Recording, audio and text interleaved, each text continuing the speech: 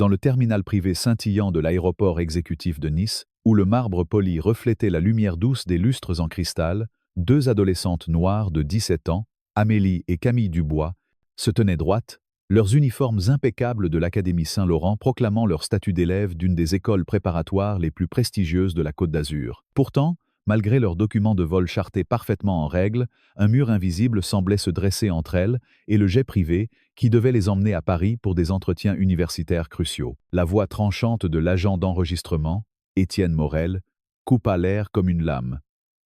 Peu importe qui vous prétendez être, vous ne montez pas dans cet avion. Ces mots, prononcés avec une froideur calculée, résonnèrent dans le salon de luxe, attirant les regards curieux et les murmures désapprobateurs des autres clients, des hommes d'affaires en costume sur mesure et des familles aisées attendant leur propre vol.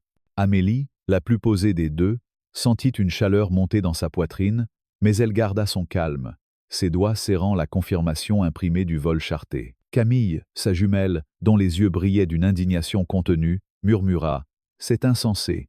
Papa a tout organisé. Ce n'était pas seulement une question de voyage. C'était une épreuve de dignité.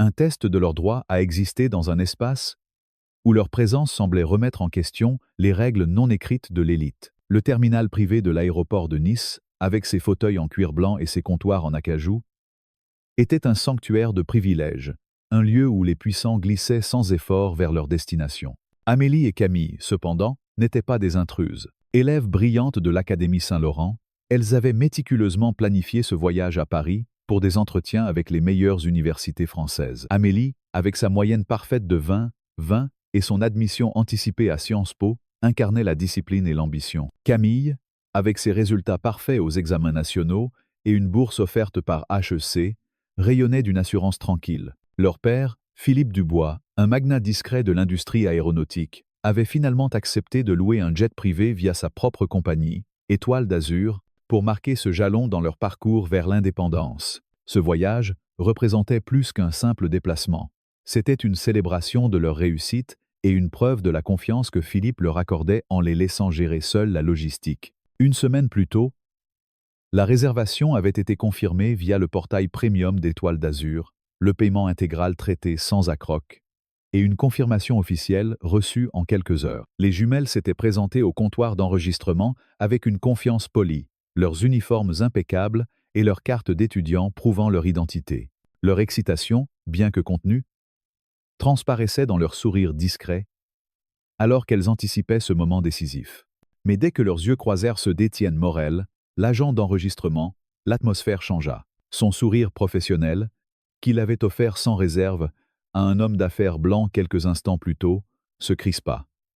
Son ton, initialement courtois, devint glacial. « Confirmation de vol et pièces d'identité, s'il vous plaît, dit-il, sa voix teintée d'une méfiance qui n'avait pas été présente pour le client précédent. Amélie posa leurs documents sur le comptoir de marbre avec une précision méticuleuse, déclarant calmement « Bonjour, nous nous enregistrons pour le vol charté à destination de Paris, départ à 11 heures. » Étienne prit les papiers, ses sourcils se haussant alors qu'il les examinait avec une minutie exagérée, les tenant à la lumière comme s'il cherchait des signes de falsification. « Cela ne semble pas correct, » annonça-t-il, assez fort pour que les autres clients dans le salon puissent l'entendre. « Où avez-vous obtenu cette confirmation ?» La mâchoire de Camille se serra, mais elle répondit avec fermeté « Notre père a réservé ce vol directement via le portail d'Étoile d'Azur. Y a-t-il un problème avec les documents ?» Étienne pinça les lèvres, continuant d'inspecter les papiers parfaitement légitimes. « Je vais devoir vérifier cela dans le système. Attendez ici. » Il disparut dans un bureau annexe, emportant leurs documents, laissant les jumelles au comptoir pendant près de 20 minutes, tandis que d'autres clients étaient traités avec une efficacité ostentatoire. Les regards des autres voyageurs pesaient lourdement sur elles. Des chuchotements circulaient, des suppositions murmurées sur deux adolescentes noires osant réserver un vol charter privé, un privilège qui semblait, aux yeux de certains, incongru. Amélie vérifia son téléphone, son anxiété croissant à mesure que l'heure avançait. Leur premier entretien à Sciences Po était prévu à 15 heures, suivi d'un dîner avec des responsables d'HEC. Manquer ce vol compromettrait des opportunités pour lesquelles elles avaient travaillé des années. Quand Étienne revint enfin, il posa de nouveaux documents sur le comptoir avec une autorité feinte. Il y a eu un problème dans le système, déclara-t-il, sa voix assez forte pour attirer l'attention. Ce vol a été annulé pour des raisons de traitement de paiement. Amélie fronça les sourcils, examinant l'avis d'annulation. Quelque chose clochait. Mais la confirmation montre que le vol a été réservé et payé la semaine dernière, dit-elle, sortant son téléphone pour afficher l'email de confirmation original. Voici le reçu prouvant que le paiement a été traité avec succès. Étienne se pencha sur le comptoir, baissant la voix avec une hostilité à peine voilée. Écoutez, je ne sais pas à quel jeu vous jouez, mais l'aviation privée n'est pas pour tout le monde. Vous devriez être contente qu'il existe des compagnies aériennes commerciales pour des gens comme vous. L'expression « des gens comme vous » flotta dans l'air comme une insulte codée. Son sous-entendu racial clair pour tous. Camille posa une main sur le bras d'Amélie pour l'empêcher de répondre avec colère. Leurs parents leur avaient appris que l'indignation des jeunes femmes noires était souvent utilisée contre elles, servant de prétexte à un traitement encore plus dur. « Notre père a réservé ce vol via votre portail premium », insista Amélie, gardant sa voix calme. Le numéro de confirmation est 55 732. Et j'ai la correspondance complète documentant la transaction. Je voudrais parler à un superviseur, s'il vous plaît. Le sourire d'Étienne devint presque prédateur. Les superviseurs sont en réunion avec de vrais clients. Si vous avez un problème, adressez-vous au service client. Ils ont un département pour ce genre de situation. Suivant. Le renvoi était brutal, définitif. Il tourna son attention vers le client suivant, un homme d'affaires blanc qui reçut un accueil chaleureux, contrastant avec l'hostilité réservée aux jumelles. Humiliées, les jumelles récupérèrent leurs documents et s'éloignèrent du comptoir. Les regards des autres clients les suivaient, certains empreints de sympathie, mais la plupart teintés d'une satisfaction suffisante, comme si leur exclusion confirmait une vérité implicite. « On devrait appeler papa ?» murmura Camille avec urgence, trouvant un coin tranquille du terminal. « C'est ridicule, et on va rater nos entretiens. » Amélie secoua la tête, hésitante. Il nous a dit qu'il était en réunion stratégique avec le conseil d'administration aujourd'hui. Il nous a fait confiance pour gérer ce voyage seul, sauf en cas d'urgence absolue. Mais Camille insista. Ça ressemble à une urgence, non? Amélie acquiesça à contre-cœur, mais suggéra d'abord de parler à la sécurité de l'aéroport pour vérifier leurs documents indépendamment. Ce qu'elles ignoraient, c'était qu'Étienne avait déjà contacté divers services de l'aéroport, décrivant 2 adolescentes, suspectes, tentant d'utiliser une confirmation de vol frauduleuse. Le point de contrôle de sécurité du terminal privé aurait dû être une formalité. Amélie et Camille, habituées à voyager, connaissaient les procédures et avaient soigneusement préparé leurs bagages. Mais dès qu'elles approchèrent, l'agent de sécurité, Pierre Lefebvre, les scruta avec suspicion. « Contrôle renforcé », annonça-t-il, son ton suggérant que leur sélection n'avait rien d'aléatoire. Les jumelles furent dirigées vers une voie séparée, isolée des autres voyageurs. Leurs sacs furent fouillés avec une brutalité délibérée, leurs effets personnels éparpillés sur une table en acier. Pierre saisit l'ordinateur portable d'Amélie, l'ouvrant sans permission et faisant défiler ses fichiers. « Qu'est-ce que c'est » demanda-t-il, tenant l'appareil comme une preuve criminelle. « C'est mon ordinateur pour l'école » répondit Amélie, luttant pour rester calme. « J'en ai besoin pour mes entretiens universitaires. » Pierre haussa un sourcil, sceptique. « Beaucoup de documents juridiques ici. Vous êtes une sorte d'activiste » La question était chargée de sous-entendus raciaux.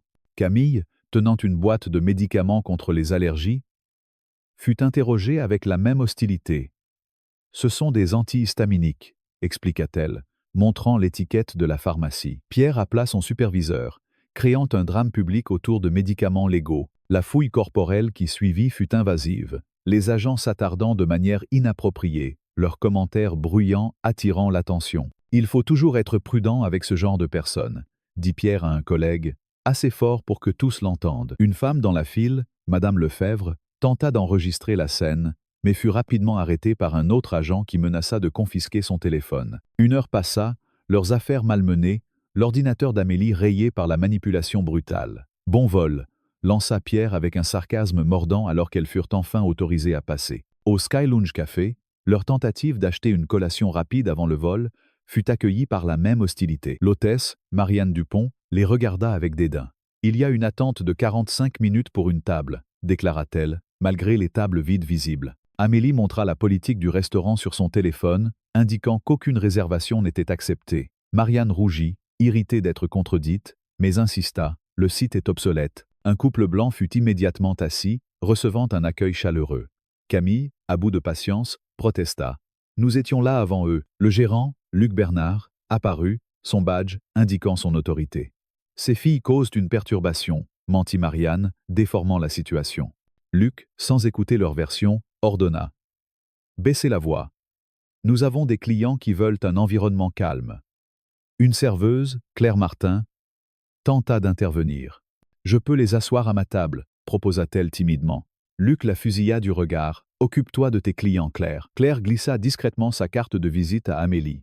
Un geste de solidarité. À la porte d'embarquement, le Gulfstream G650 brillait sur le tarmac, symbole d'un luxe qui semblait hors de portée. Les jumelles présentèrent leurs documents à l'agent de la porte, Sophie Garnier, qui les ignora à peine. Votre réservation a été annulée, dit-elle sans vérifier. Amélie montra l'email de confirmation original, mais Sophie haussa les épaules. Le système indique une annulation.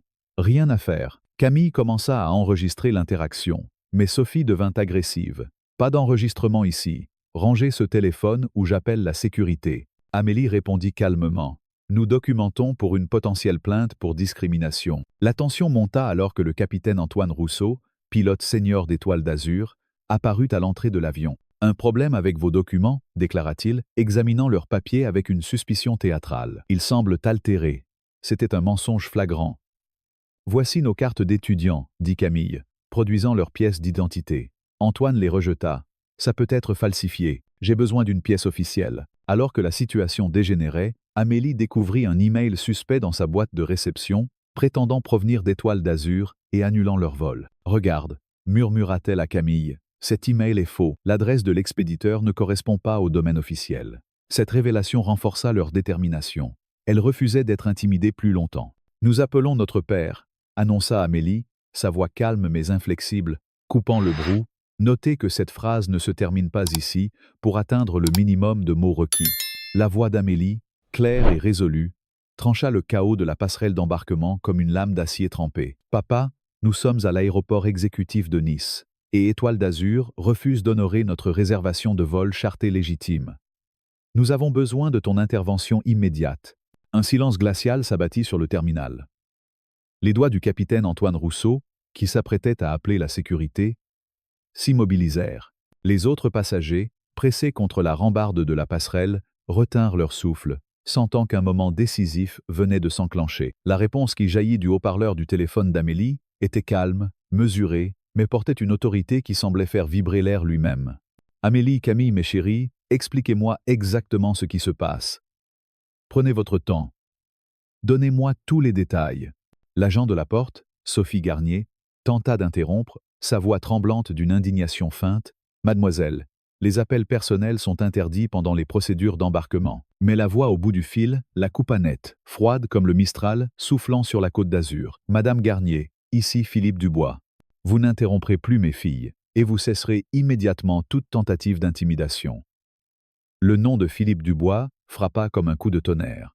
Le visage de Sophie blêmit, ses mains se crispant sur son manifeste.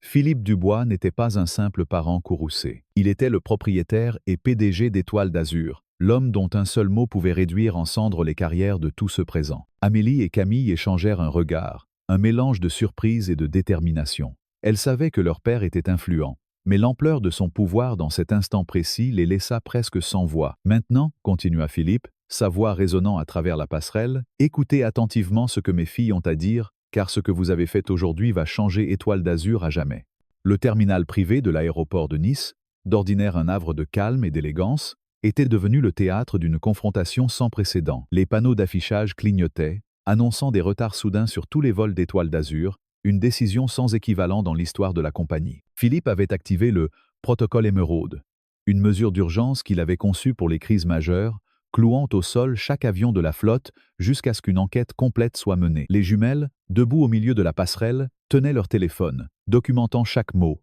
chaque geste, chaque regard hostile. Leur courage, forgé par des heures d'humiliation, ne faiblissait pas. Autour d'elles, les autres passagers, d'abord curieux, commençaient à murmurer. Une femme élégante d'une cinquantaine d'années, Madame Lefebvre, une avocate parisienne en route pour une conférence, sortit discrètement son téléphone et commença à filmer. Contrairement à la tentative avortée d'un autre passager au contrôle de sécurité, elle parvint à diffuser la scène en direct sur les réseaux sociaux, sous le hashtag étoile, discrimination. En quelques minutes, la vidéo se propagea, attirant l'attention de milliers de personnes à travers la France. Les commentaires affluaient. C'est scandaleux. Comment une compagnie peut-elle traiter des clientes ainsi?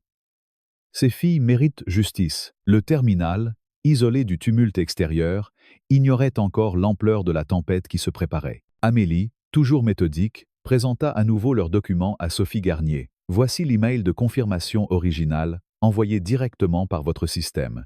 Et voici l'email frauduleux que nous avons reçu ce matin, prétendant annuler notre vol. L'adresse de l'expéditeur ne correspond pas au domaine officiel d'Étoile d'Azur. Quelqu'un a délibérément tenté de nous écarter. Sophie, visiblement déstabilisée, balbutia.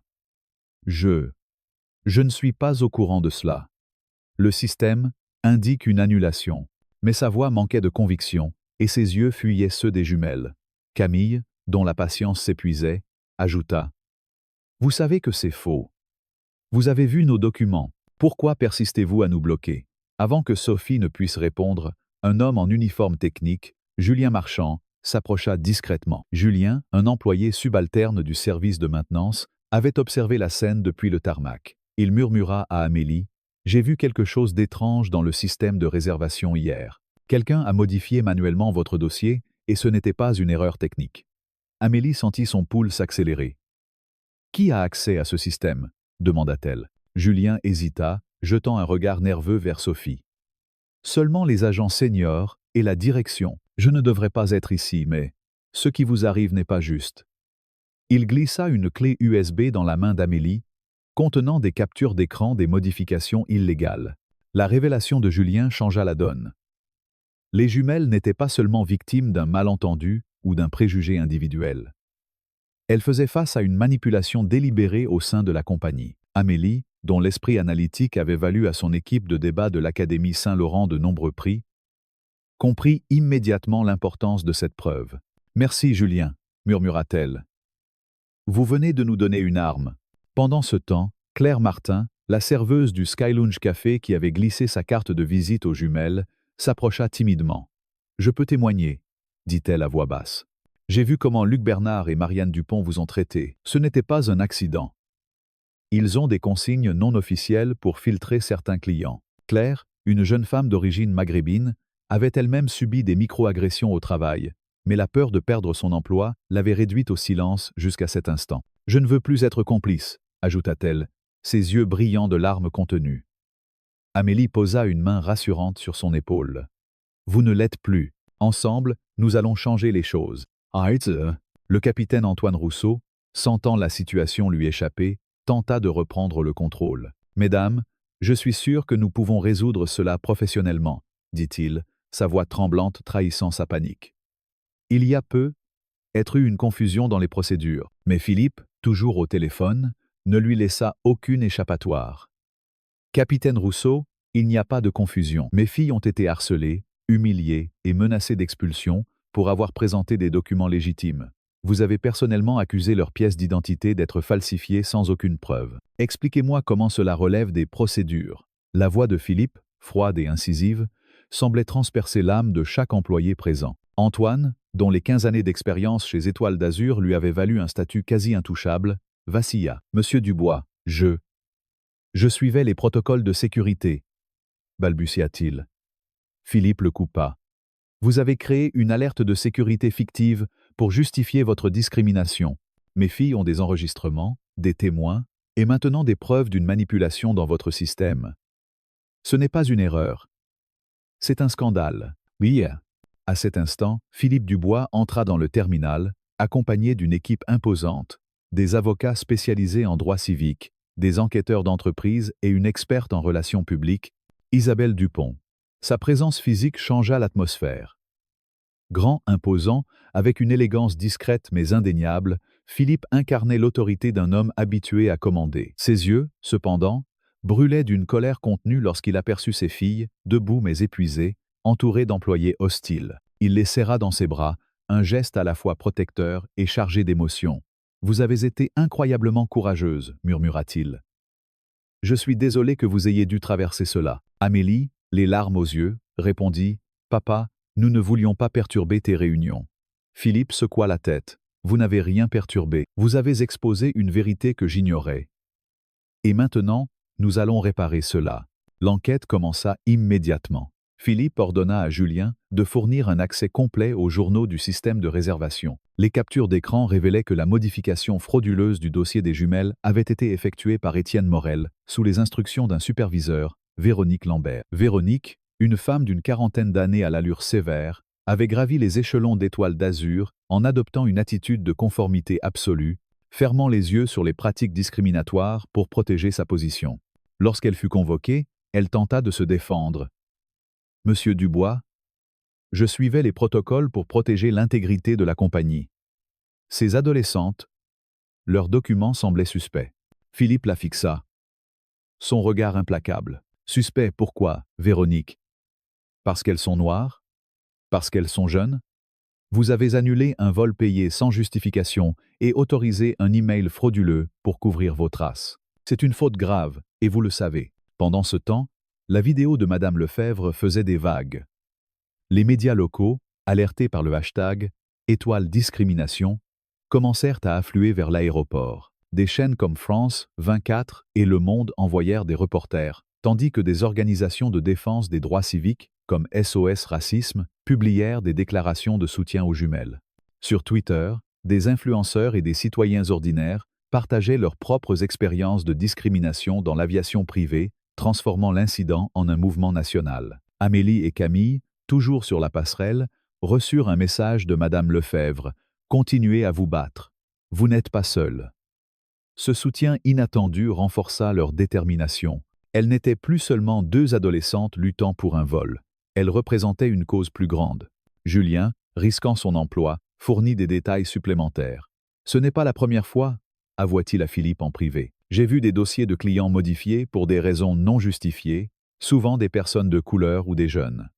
C'est une pratique courante dans certains départements. » Philippe, horrifié, ordonna une analyse complète des données de réservation des 3 dernières années. Les premiers résultats étaient accablants. Au moins 62 cas documentés de clients minoritaires ayant subi des annulations injustifiées, des contrôles excessifs ou des refus de service. « Comment ai-je pu être aussi aveugle ?» murmura Philippe, plus à lui-même qu'à son équipe. Il avait construit Étoile d'Azur avec l'ambition d'en faire une compagnie exemplaire. Mais il réalisait maintenant que des pratiques discriminatoires s'étaient enracinées sous son nez. Claire, encouragée par le courage des jumelles, décida de parler publiquement. Lors d'une réunion d'urgence avec Philippe et son équipe, elle décrivit les consignes implicites données par Luc Bernard au Sky Lounge Café.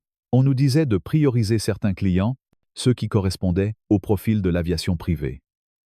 Elle baissa les yeux, honteuse. J'ai obéi parce que j'avais peur de perdre mon travail. Mais ce que j'ai vu aujourd'hui, je ne peux plus me taire. Philippe hocha la tête, notant son témoignage. Votre honnêteté est un premier pas, Claire. Vous ferez partie de la solution. Alors que l'enquête progressait, les employés impliqués commencèrent à sentir le poids de leurs actions. Étienne Morel, confronté aux preuves de sa manipulation, tenta de se défendre. Je pensais protéger la compagnie contre des fraudes potentielles. Philippe, implacable, répondit. Vous avez dit à mes filles que l'aviation privée n'était pas pour des gens comme elles. Vos propres mots, enregistrés par leur téléphone et confirmés par les caméras de sécurité. Ce n'était pas de la protection, c'était du racisme. Antoine Rousseau, le capitaine, s'effondra presque sous la pression. Je n'ai jamais voulu discriminer, bredouilla-t-il. J'ai suivi ce que je pensais être des normes de sécurité, mais Philippe ne céda pas. Vous avez créé un spectacle public pour humilier 2 adolescentes innocentes. Vos normes sont une honte pour cette compagnie. À la fin de la journée, le terminal était en ébullition. Les reporters campaient à l'entrée, les passagers partageaient leurs propres histoires, et les jumelles, épuisées mais résolues, continuaient de documenter chaque détail. Philippe, toujours à leur côté, annonça publiquement « Étoile d'Azur ne volera plus tant que je n'aurai pas personnellement supervisé une réforme complète de nos pratiques. Chaque employé impliqué dans cette discrimination fera face à des conséquences et cette compagnie deviendra un modèle d'égalité et de justice. » Les mots résonnèrent, non seulement dans le terminal, mais à travers les écrans de télévision et les fils d'actualité de toute la France. Amélie et Camille, tenant toujours leur téléphone, échangèrent un regard. Elles avaient déclenché une révolution. Et ce n'était que le début. Alors que le soleil se couchait sur Nice, peignant le ciel d'un orange flamboyant, les jumelles réalisèrent que leur combat allait au-delà de leur propre dignité. Elles représentaient désormais chaque personne qui avait été injustement traitée, chaque voix réduite au silence par le préjugé. La vérité avait éclaté, et avec elle, une promesse de changement. Mais le chemin vers la justice serait long, et les défis à venir exigeraient encore plus de courage. Un an s'était écoulé depuis l'incident qui avait ébranlé les fondations même d'Étoile d'Azur, transformant un terminal privé de l'aéroport de Nice, autrefois un sanctuaire d'élitisme, où Amélie et Camille Dubois avaient été humiliées, en un symbole d'égalité et de justice. Les deux sœurs jumelles, âgées de 17 ans à l'époque, se tenaient à nouveau dans ce même terminal, leur silhouette élancée contrastant avec les souvenirs amers de l'année précédente. Le marbre poli scintillait sous les lustres en cristal, les fauteuils en cuir blanc invitaient au confort.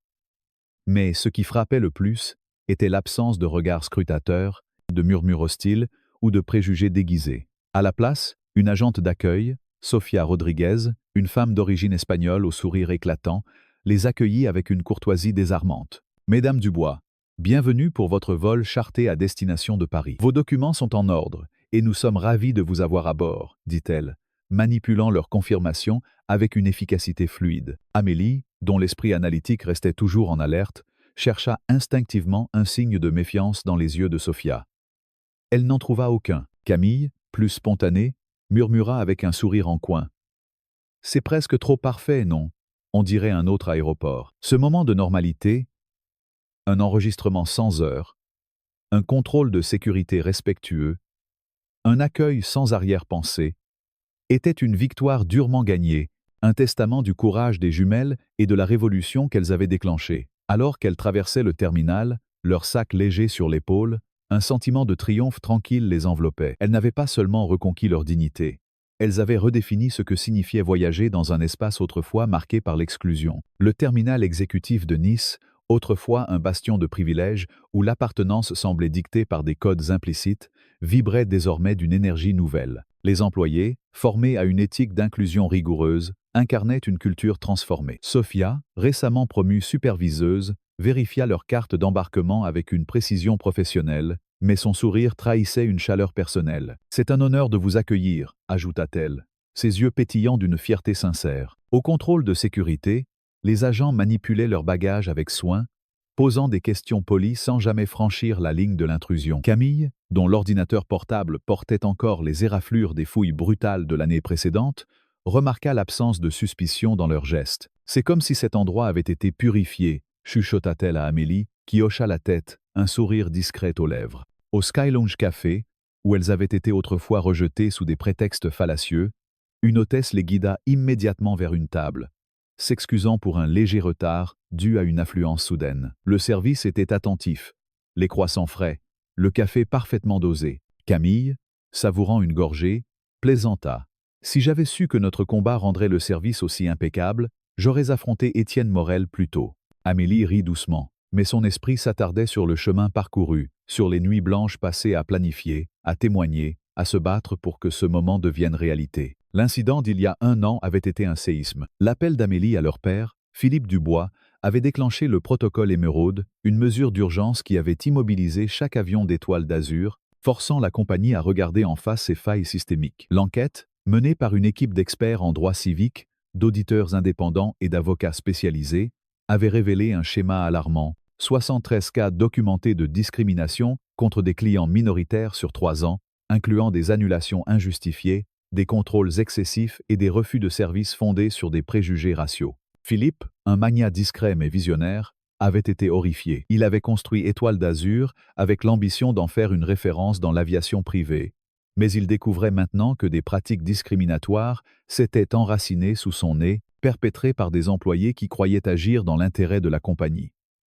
Sa réponse avait été radicale: suspension, licenciement et un programme de rééducation obligatoire pour tous les employés. Mais Philippe ne s'était pas contenté de punir. Il avait créé un conseil de responsabilité et de justice, composé d'experts en droits humains, de leaders communautaires et, de manière inattendue, d'anciens employés fautifs comme Étienne Morel, qui avaient accepté de participer à leur propre transformation. Étienne, l'agent d'enregistrement qui avait initié l'humiliation des jumelles, était devenu un symbole improbable de rédemption. Après sa suspension, Il avait suivi un programme intensif de sensibilisation à la discrimination, confrontant ses propres préjugés à travers des témoignages de victimes et des ateliers d'empathie. Lors d'une session de formation à Nice, il prit la parole devant une salle remplie de nouveaux employés, sa voix tremblante mais résolue.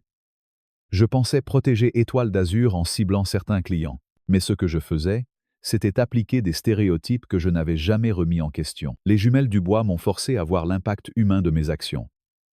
Ces mots, sincères et dépouillés de toute défense, résonnaient dans la salle. Les stagiaires, dont certains avaient eux-mêmes grandi dans des environnements où les préjugés étaient monnaie courante, écoutaient avec une attention solennelle. Étienne, désormais formateur à temps plein, utilisait son expérience pour prévenir d'autres erreurs, transformant sa faute en une leçon vivante. Claire Martin, la serveuse du Sky Lounge Café qui avait glissé sa carte de visite aux jumelles, était devenue une figure clé de la réforme. Promue responsable de la formation pour tous les établissements de restauration d'Étoile d'Azur, elle dirigeait des ateliers sur l'hospitalité inclusive. Lors d'une conférence à Paris, elle partagea son parcours. J'étais terrifiée à l'idée de perdre mon emploi, alors je restais silencieuse face aux injustices. Mais voir Amélie et Camille tenir tête à l'autorité m'a donné le courage de parler. Le silence est une forme de complicité, et je ne veux plus jamais être complice. Claire, d'origine maghrébine, utilisait son expérience personnelle pour enseigner aux employés comment reconnaître et contrer les micro-agressions. Ces ateliers, mêlant récits personnels et études de cas, étaient devenus un modèle pour l'industrie, adopté par d'autres compagnies aériennes et chaînes hôtelières. Véronique Lambert, la superviseuse qui avait autorisé l'email frauduleux annulant le vol des jumelles, avait suivi un chemin plus ardu. Après une suspension de 6 mois, elle avait intégré un programme de rééducation où elle confronta ses propres biais. Lors d'une session de conseil, elle s'effondra en larmes. J'ai gravi les échelons en me conformant à un système biaisé. Je pensais que c'était le prix à payer pour réussir en tant que femme dans cette industrie. Mais en fermant les yeux, j'ai trahi des gens qui méritaient mieux. Sa transformation devint un cas d'étude dans les programmes d'Étoile d'Azur, prouvant que même les complices pouvaient changer s'ils acceptaient de faire face à leurs erreurs. Véronique, désormais analyste des données de conformité, travaillait à identifier les failles systémiques dans les processus de la compagnie, s'assurant que personne ne puisse manipuler les systèmes comme elle l'avait fait. Antoine Rousseau, le capitaine qui avait accusé les jumelles de falsifier leurs documents, avait quitté l'aviation après une remise en question profonde. Dans une lettre ouverte publiée dans Le Figaro, il écrivit « Mes 15 années d'expérience m'avaient donné un sentiment d'infaillibilité, mais en humiliant Amélie et Camille, j'ai réalisé que l'autorité sans empathie est une forme d'oppression. » Il poursuivait désormais des études en médiation de conflits, déterminé à utiliser son expérience pour promouvoir la réconciliation dans d'autres secteurs. Son départ volontaire avait envoyé un message clair. Chez Étoile d'Azur, l'accountability n'était pas négociable. Julien Marchand, le technicien qui avait fourni la clé USB révélant les manipulations du système, était devenu consultant en cybersécurité pour l'industrie aéronautique. Son témoignage lors de l'enquête avait été déterminant, exposant comment des employés seniors utilisaient leur accès pour cibler des clients minoritaires. Lors d'une audience publique à l'autorité de l'aviation civile, il expliqua « Ce n'était pas seulement une question de technologie, c'était une culture qui tolérait, voire encourageait, la discrimination sous couvert de précautions. » Grâce à ces recommandations, Étoile d'Azur avait implémenté des protocoles de sécurité numérique renforcés, incluant des audits réguliers et des systèmes de traçabilité pour chaque modification de réservation. Julien, désormais respecté dans l'industrie, collaborait avec d'autres compagnies pour prévenir des abus similaires. Les jumelles, quant à elles, étaient devenues des icônes d'un mouvement plus large. Après avoir reporté leur entrée à l'université pour se consacrer à la défense des droits civiques, elles avaient repris leurs études avec une mission claire. Amélie, étudiante à Sciences Po, organisait des conférences à la Sorbonne, où elles partageaient leur histoire pour inspirer la prochaine génération. Lors d'un événement intitulé « Le courage de l'égalité », elle déclara devant un amphithéâtre comble. Nous n'étions que 2 adolescentes avec un téléphone et une conviction. L'injustice ne doit jamais être acceptée comme normale. Nous avons changé une compagnie. Mais notre vrai travail est de changer les mentalités. Camille, inscrite à HEC, se concentrait sur l'éthique d'entreprise, développant des cadres pour intégrer l'inclusion dans les stratégies commerciales. La justice n'est pas un luxe, dit-elle lors du même événement. C'est une exigence, et chaque entreprise, chaque personne, doit y contribuer. Leur discours, diffusé en direct, attira des milliers de vues, inspirant des étudiants, des activistes et même des PDG à repenser leurs pratiques. Leur histoire avait transcendé Étoile d'Azur, déclenchant un mouvement national. La vidéo de Madame Lefebvre, l'avocate qui avait filmé leur confrontation, avait enflammé les réseaux sociaux, le hashtag Étoile Discrimination devenant un cri de ralliement. Les médias, de France 24 à Libération, couvraient l'histoire sans relâche, tandis que des organisations comme SOS Racisme et la Ligue des droits humains s'associaient aux jumelles pour pousser des réformes. Des audiences à l'Assemblée nationale aboutirent à une législation historique. Toutes les compagnies aériennes françaises devaient désormais adopter une formation antidiscrimination standardisée, basée sur le modèle d'Étoile d'Azur. Cette loi, surnommée « Loi Dubois » par les médias, imposait des audits réguliers et des sanctions sévères pour les violations. D'autres industries, hôtellerie, commerce de détail, santé, commencèrent à adopter des mesures similaires, inspirées par le précédent d'Étoile d'Azur. À l'aéroport de Nice, alors qu'elles s'apprêtaient à embarquer, les jumelles furent abordées par une fillette de 10 ans, Sophie, accompagnée de ses parents. « Vous êtes les jumelles qui ont changé les avions ?» demanda-t-elle, ses yeux écarquillés de curiosité. Amélie s'agenouilla, souriant. « Nous sommes Amélie et Camille. Et toi? Qui es-tu? » « Sophie, » répondit la fillette timidement. « Ma maman dit que grâce à vous, on peut voyager sans qu'on nous pose des questions bizarres. » Camille sentit une chaleur dans sa poitrine. « Sophie, » dit-elle doucement, « si quelqu'un te traite mal, n'oublie jamais que tu mérites le respect. Ta voix compte. » Les parents de Sophie, un couple d'origine sénégalaise, adressèrent un regard reconnaissant aux jumelles. « Merci, » murmura la mère. « Vous avez rendu les voyages plus sûrs pour notre fille. » À bord du Gulfstream G650, la capitaine Maria Alvarez, une pilote d'origine portugaise récemment promue, les accueillit avec une chaleur contagieuse. « Mesdames, c'est un privilège de voler avec vous, » dit-elle, son uniforme impeccable reflétant la nouvelle ère d'Étoile d'Azur. Maria, première femme pilote senior de la compagnie, incarnait la politique de diversité que les jumelles avaient contribué à instaurer. Alors que l'avion s'élevait au-dessus de la Méditerranée, ses eaux scintillantes, s'étendant à l'horizon, Amélie ouvrit son ordinateur pour finaliser un discours à la Sorbonne. Camille, feuilletant un rapport sur l'éthique d'entreprise, murmura. « Tu te rends compte, Amélie? Tout a commencé parce qu'on a refusé de se taire. » Amélie hocha la tête, ses yeux fixés sur l'horizon. « Papa avait raison. On n'a pas causé une crise. On en a exposé une, et maintenant, on construit un avenir où personne ne vivra ce qu'on a vécu. » À Paris-Orly, une foule les attendait, étudiants, activistes, journalistes, brandissant des pancartes proclamant « Justice pour tous » et « Merci, Amélie et Camille ». Une alerte sur leur téléphone annonça l'adoption officielle de la « Loi Dubois », renforçant les protections contre la discrimination dans l'aviation. Alors qu'elles traversaient le terminal, mêlées à une foule diverse de voyageurs, les jumelles portaient en elles une certitude profonde. Leur courage avait allumé une flamme inextinguible. Leur histoire, née d'une injustice personnelle, était devenue un phare d'espoir, prouvant que la dignité humaine, lorsqu'elle est défendue avec ténacité, pouvait redessiner le monde. Et tandis que Paris s'ouvrait devant elle, elle savait que ce n'était que le début d'un mouvement qui continuerait à grandir, porté par chaque voix qui osait exiger le respect. L'histoire d'Amélie et Camille Dubois dans l'affrontement dans les cieux n'est pas seulement un récit captivant d'une lutte contre l'injustice. Elle est une source profonde de réflexion sur la condition humaine, la résilience et le pouvoir de l'action collective. En tant que Français, nous sommes souvent fiers de nos valeurs républicaines, liberté, égalité, fraternité. Mais cette histoire nous rappelle que ces idéaux ne sont pas des acquis immuables. Ils doivent être défendus, parfois au prix d'un courage immense, face à des systèmes qui, consciemment ou non, perpétuent l'exclusion. À travers le prisme de la culture française, qui valorise la justice sociale, le débat intellectuel et l'engagement civique, l'expérience des jumelles Dubois offre des leçons universelles qui résonnent dans nos vies quotidiennes, nous incitant à réfléchir à notre rôle dans la construction d'une société plus équitable. Le premier enseignement de cette histoire est le courage. Amélie et Camille, deux adolescentes de 17 ans, se sont retrouvées confrontées à un mur de préjugés dans un espace censé représenter le summum du privilège, le terminal privé de l'aéroport de Nice. Face à l'hostilité d'agents comme Étienne Morel ou Antoine Rousseau, elles auraient pu céder à la peur ou à la résignation. Pourtant, elles ont choisi de tenir bon, documentant chaque injustice avec une précision méthodique et une dignité inébranlable. Ce courage, ancré dans la conviction que leur voix méritait d'être entendue, reflète une valeur profondément française, la défense de la dignité humaine, même face à l'autorité. Dans la culture française, marquée par des figures comme Simone Veil ou les résistants de la Seconde Guerre mondiale.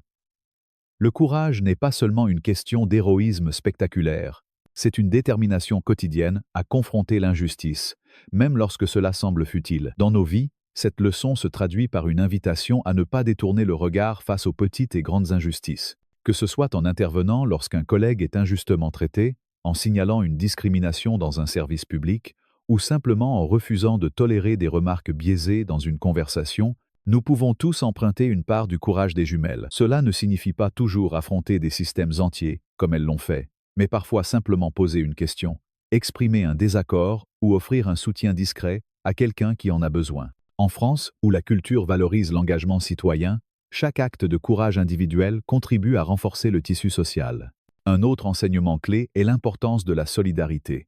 Les jumelles n'ont pas agi seules. Claire Martin, la serveuse qui a risqué son emploi pour les soutenir, Julien Marchand, le technicien qui a fourni des preuves cruciales, et Madame Lefebvre, l'avocate qui a diffusé leur histoire sur les réseaux sociaux, ont tous joué un rôle essentiel dans leur victoire. Cette solidarité spontanée, qui transcende les hiérarchies et les origines, incarne l'idéal français de fraternité. Dans une société où l'individualisme peut parfois prédominer, l'histoire des jumelles nous rappelle que le changement systémique naît souvent de l'union des voix, même celles qui semblent marginales. Claire, par exemple, a transformé sa peur en action, passant de témoin passif à allié active, un parcours qui reflète l'évolution de nombreux Français confrontés à des dilemmes moraux dans leur vie quotidienne. Appliquer cette leçon dans nos vies signifie reconnaître que nous ne sommes jamais seuls face à l'injustice.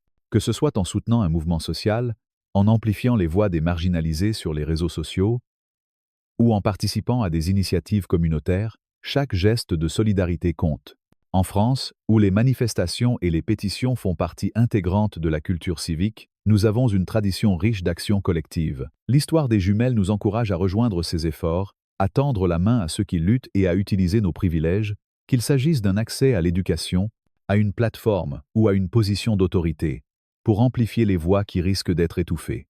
L'histoire d'Étoile d'Azur montre également que le changement véritable exige une prise de responsabilité, tant individuelle que collective. Philippe Dubois, en découvrant les pratiques discriminatoires au sein de sa propre compagnie, aurait pu minimiser le problème pour protéger sa réputation. Au lieu de cela, il a choisi de confronter la vérité, lançant le protocole Émeraude et initiant une réforme radicale. De même, des employés comme Étienne Morel et Véronique Lambert, initialement complices, ont accepté de reconnaître leurs erreurs et de participer à leur propre rééducation. Cette volonté de s'amender, même après des fautes graves, reflète une valeur française clé, la capacité à évoluer à travers l'introspection et le dialogue. En France, où la philosophie et l'autocritique occupent une place centrale dans la culture intellectuelle, l'idée que personne n'est irréparable résonne profondément. Dans nos vies, cela nous invite à examiner nos propres biais. Nous pouvons tous, consciemment ou non, perpétuer des stéréotypes ou des comportements qui marginalisent autrui. Prendre la responsabilité de ses erreurs, en s'éduquant, en écoutant les expériences des autres, en participant à des formations sur la diversité, est un acte de courage en soi. Par exemple, s'inspirer du modèle d'Étoile d'Azur signifie s'engager à apprendre, que ce soit par la lecture d'ouvrages sur l'antiracisme, comme ceux de Frantz Fanon ou de Rokhaya Diallo, ou par la participation à des ateliers communautaires. En France, où les débats sur l'identité et l'égalité sont souvent passionnés, cette introspection est essentielle pour construire une société plus juste. Enfin, l'histoire des jumelles illustre la puissance de la persévérance. Leur combat n'a pas pris fin avec l'intervention de leur père ou la suspension des employés fautifs. Elles ont continué à se battre, reportant leur entrée à l'université pour s'engager dans le militantisme, organisant des conférences, collaborant avec des organisations comme SOS Racisme et inspirant une législation nationale. Cette persévérance, qui transforme une victoire personnelle en un changement systémique, reflète l'esprit français d'engagement à long terme pour la justice sociale, visible dans des mouvements comme Mai 68 ou les récentes mobilisations pour l'égalité des genres. Dans nos vies, la persévérance signifie ne pas se contenter de petites victoires, mais continuer à pousser pour des changements durables. Cela peut se traduire par un engagement régulier dans des associations locales, une participation au débat public, ou même un effort constant pour éduquer notre entourage. En France, où la culture valorise la discussion et l'action collective, chaque pas vers la justice, aussi petit soit-il, contribue à un mouvement plus large. Les jumelles nous rappellent que le changement ne vient pas d'un seul acte héroïque, mais d'une série d'efforts constants, souvent épuisants, mais toujours nécessaires. Concrètement, comment intégrer ces leçons dans notre quotidien? D'abord, en cultivant une vigilance active face aux injustices, grandes ou petites. Si nous voyons quelqu'un être traité de manière inéquitable dans un magasin, un bureau ou même dans une conversation, nous pouvons intervenir, même discrètement, comme Claire l'a fait. Ensuite, en amplifiant les voix marginalisées, que ce soit en partageant des histoires comme celle des jumelles sur les réseaux sociaux ou en soutenant des initiatives locales pour l'égalité. Enfin, en nous engageant dans une éducation continue sur les questions de diversité et d'inclusion, en lisant, en discutant, en remettant en question nos propres préjugés. En France, où les cafés philosophiques et les débats publics sont des traditions vivantes, ces actions s'inscrivent naturellement dans notre culture.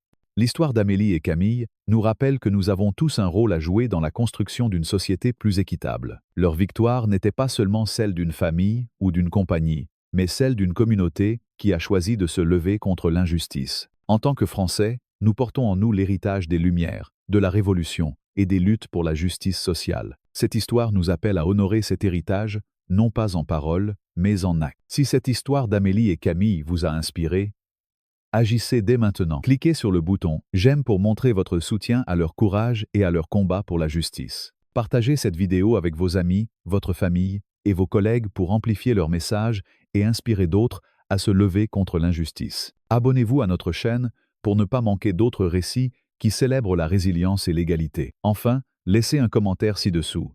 Partagez vos réflexions, vos expériences ou comment vous comptez appliquer ces leçons dans votre propre vie.